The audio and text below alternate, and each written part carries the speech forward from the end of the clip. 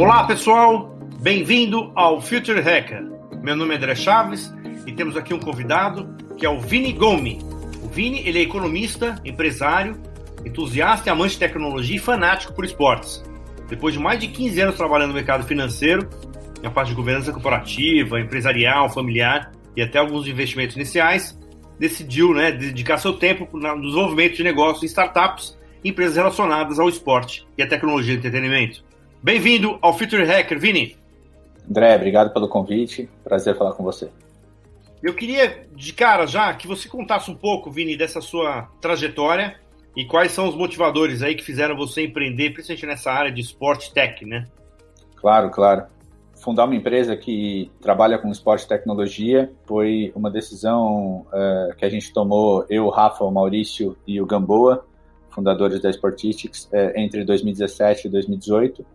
A gente sempre foi apaixonado por esporte. Se tivesse uma profissão consumidor profissional de conteúdo, eu acho que a gente seria esse level desse negócio. Mas a gente nunca tinha trabalhado com esporte, com conteúdo esportivo até então. Eu trabalhei 15 anos no mercado financeiro, como você falou, entre gestão de fundos de investimento, de ações, derivativo e coisas desse tipo. Meus sócios também foram por esse caminho, exceto o Maurício, que trabalhou em áreas de tecnologia, mas também dentro do mercado financeiro. A gente conseguiu alinhar um pouco das oportunidades que a gente via no mundo do esporte. Então, a gente enxerga o esporte como um negócio mesmo, como um business, e a nossa paixão por tecnologia, e identificou que a tecnologia poderia realmente trazer novas oportunidades para esse mundo, e é o que a gente hoje está fazendo na Sportistics, levando a tecnologia world class para todo mundo, em todos os lugares, que eu acho que esse é o grande desafio daqui para frente, né? Daqui para o futuro. Legal, Vini. Antes de entrar, inclusive, na parte do Sportistics, eu queria fazer uma pergunta ainda um pouco nos seus passatempos, né? Então você deve ser falando que você gosta muito de filosofia, psicologia, neurociência e ao mesmo tempo, né, poker, jogos de azar, etc. Você acredita que os melhores jogadores são aqueles que conseguem trazer a matemática para o estudo de comportamento humano? Cara, eu tive aulas muito interessantes sobre psicologia e processo de decisão, e uma das coisas mais relevantes que ficaram na minha cabeça quando eu estava estudando comportamento e processo de decisão foi como é que você negligencia algumas informações e algumas experiências que você tem na sua vida, né? E tipicamente o professor Andrew Law diz que, lá do MIT, ele diz que você tem geralmente uma tendência a negligenciar tudo que você tem autoconhecimento e alta habilidade, ou tudo que você tem baixíssimo conhecimento e baixa habilidade. Então, se você conhece muito de finanças, a sua tendência a negligenciar fazer uma conta bem feita ou fazer a sua planilha de orçamento bem feita é enorme. E se você não entende nada de finanças, a tendência é falar, putz, quer saber? Não vou nem olhar para isso. E aí acaba negligenciando isso. Então, sem dúvida nenhuma que perceber onde são as suas fortalezas, onde são as suas dificuldades é o que vai fazer você ser menos negligente no seu processo de decisão. E quando a gente vai para o mundo do poker ou das apostas, né? Eu estabeleci, por exemplo, eu adoro apostar em esporte já tem uns 15 anos pelo menos que eu faço isso. Eu basicamente tenho algumas regras que eu não aposto em times que eu torço, para não correr o risco de ter que ficar forçando a barra nos modelinhos que fazem meia dúzia de conta aqui. Então, não aposto no São Paulo, não aposto no Los Angeles Lakers, não aposto no New York Giants.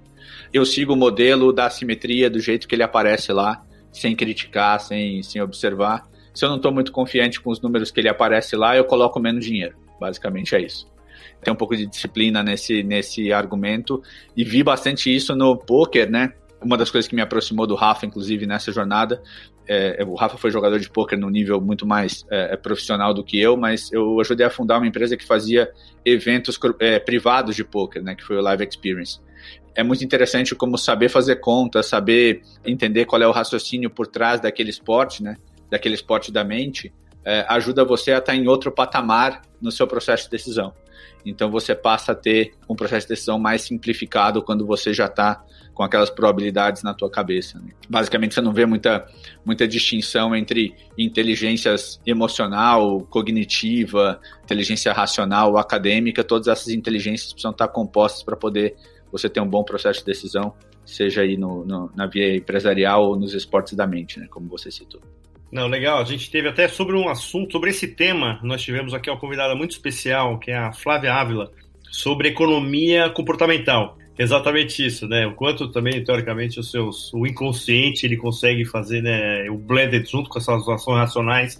Como é que você consegue ter esse controle ou identificar, quer dizer, ou seja, partindo do pressuposto que nenhuma ação 100% é racional, né? Ela sempre está imbuída de histórico, vivências, etc. Né? Então, mais ou menos um pouco desse tema aí. E, entrando especificamente aqui, agora a matemática, né, no esporte, né, entrando exatamente no teu projeto, na tua empresa, Sportistics.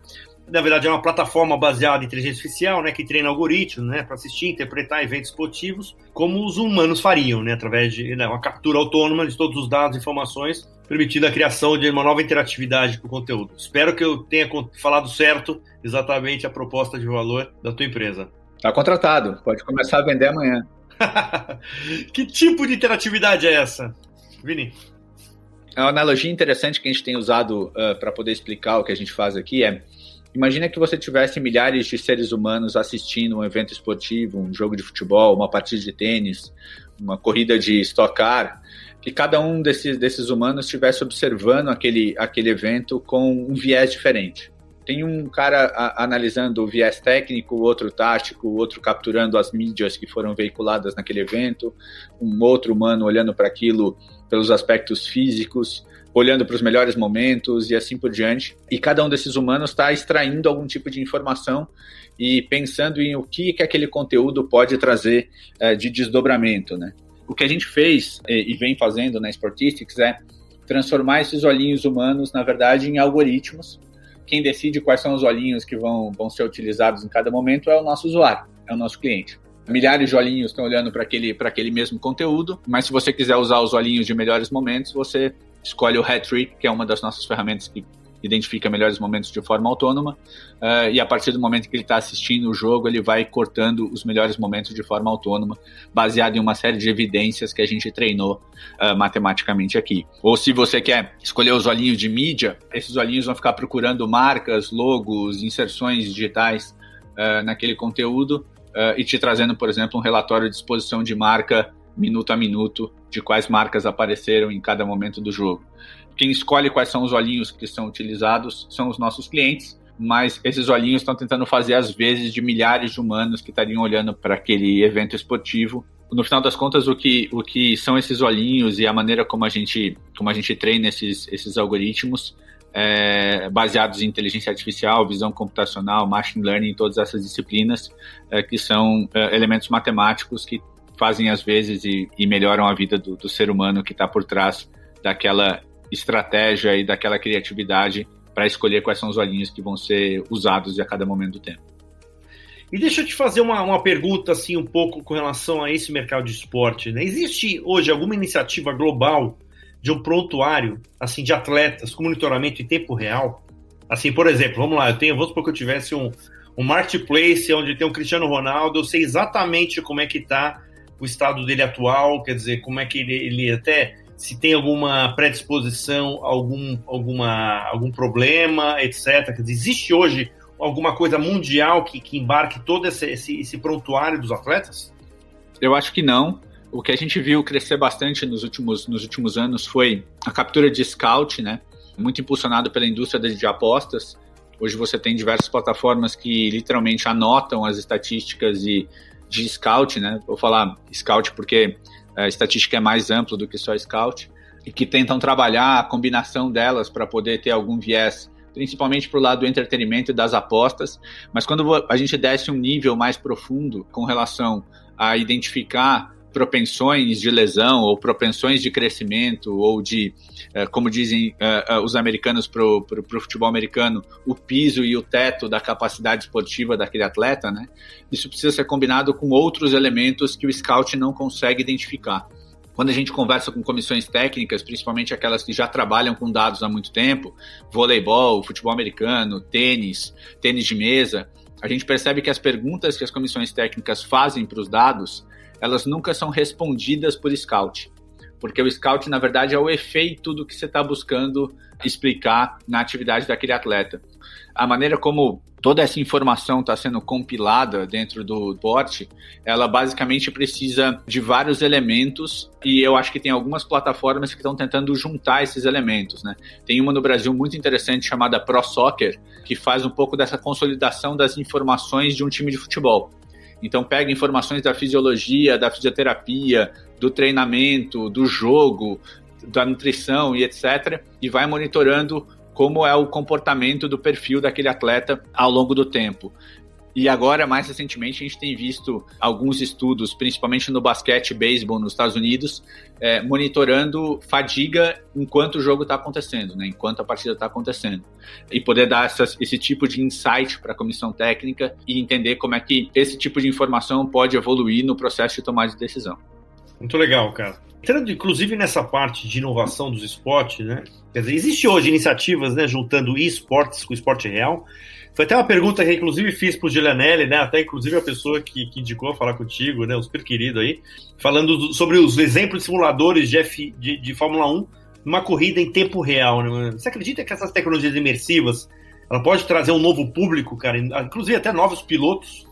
Sem dúvida nenhuma, eu acho que o conceito de fantasy game, né, como a gente conhece hoje em dia, fantasy game como é o Cartola, né, o conceito de fantasy basicamente é você ter um jogo virtual que é afetado por algo que acontece no mundo real, né? Então você escala seus jogadores lá no Cartola, que é talvez mais famoso no Brasil, a pontuação dos atletas tem a ver com o que eles fazem de fato dentro do campo.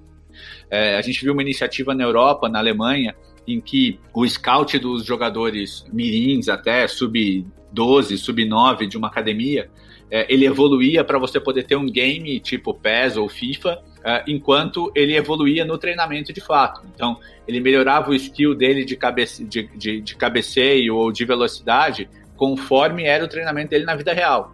Essa composição do que é virtual para o que é físico, né, real, eu acho que cada vez mais vai crescer. Nos Estados Unidos já tem algumas iniciativas, tanto do virtual, definir coisas que estão acontecendo no mundo real, como jogos de futebol americano que foram testados no ano passado, em que o público decidia quais eram as jogadas que o quarterback ia fazer, e o quarterback definia a jogada dele baseado no que o público que estava conectado àquela plataforma estava fazendo, até o ponto de a gente poder ter pilotos virtuais competindo face-to-face com pilotos reais, né?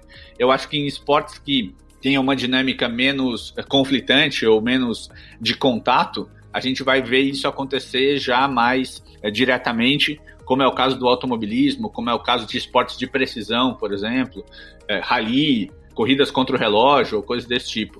O Brasil teve uma iniciativa bem interessante que foi um torneio de ciclismo virtual, em que durante a pandemia os ciclistas competiam entre eles nas suas casas, nas suas academias, e imputavam os seus dados para poder criar essa competição bastante interessante. E seguindo ainda mais por um extremo que a gente já tem visto acontecer, é você jogar com avatares reais, né? Ou seja, você ter dentro da tua casa uma infraestrutura mínima que capacite você, por exemplo, a disputar uma prova de corrida em cima da sua esteira, como se você estivesse, de fato, fazendo aquele circuito. Eu acho que cada vez mais a gente vai mixar essas duas coisas. Eu, particularmente, acho que essa intersecção vai ser cada vez mais interessante, não só para que a gente tenha públicos novos gostando desse tipo de interação, mas que para que a gente também possa consumir uma diversidade maior de conteúdo. Eu que tenho 36 anos, continuasse consumindo conteúdo da mesma maneira que eu consumia quando eu tinha 10 ou 15 anos de idade, quando eu assisti minha primeira Olimpíada em Atlanta, eu teria muito pouca capacidade de consumir a quantidade de conteúdo que eu consumo hoje. Porque naquele momento era TV linear, começa e termina naquele horário, você não tem opção de consumir em outro horário ou consumir coisas diferentes. Hoje em dia, talvez, eu consiga, certamente, com os melhores momentos, com as redes sociais, com o multicanal, consumir diversas coisas simultaneamente, com um tipo de curadoria que me permite ter mais interatividade ao esporte. Então, eu acho que esse processo de evolução, para você ter uma ideia, André, nos Jogos Olímpicos tem dias com 700 horas de conteúdo acontecendo, em um dia, né? Então, se você não tiver uma maneira de compilar isso ou de recortar isso, como é que eu vou conseguir assistir voleibol, que é o esporte que eu adoro, ao mesmo tempo que está acontecendo, sei lá, tiro com arco, que eu acho divertido, ou a final do judô, todas as coisas acontecendo ao mesmo tempo, né? Então, Eu acho que essas experiências, tanto de consumo quanto de participação do conteúdo mais imersiva, vai trazer mais longevidade e uma diversidade maior para o conteúdo consumido, com certeza. Eu acho que, inclusive, o ponto que você levantou também, né? Inclusive, trazer um novo público, né? Quer dizer, eu lembro que eu estava com um projeto, uma iniciativa de game há quanto tempo atrás? Acho que já faz uns quase 10 anos atrás. E era um mercado, já era enorme, só que as marcas não conseguiam falar com esse público, né? E aí, quando eles começaram a mirar, ao invés dos gamers, mas os telespectadores dos games, ele mudou um pouco o jogo, né? Então, por exemplo, eu adoro o UFC, mas não sou lutador. Quer dizer, amo ver o UFC, mas não luto, né? Então, assim, né? E aí, quando você começa a trazer essa inovação e tecnologia, eu acho que você amplia muito, né, esse público, exatamente essa geração nova aí que tá, né? Que teve, inclusive, aí que cada vez mais ligada, né, nos esportes. Que, inclusive, eu quero só emendar essa pergunta sobre isso. Você acredita que o esportes pode fazer parte das Olimpíadas, por exemplo, nas próximas Olimpíadas?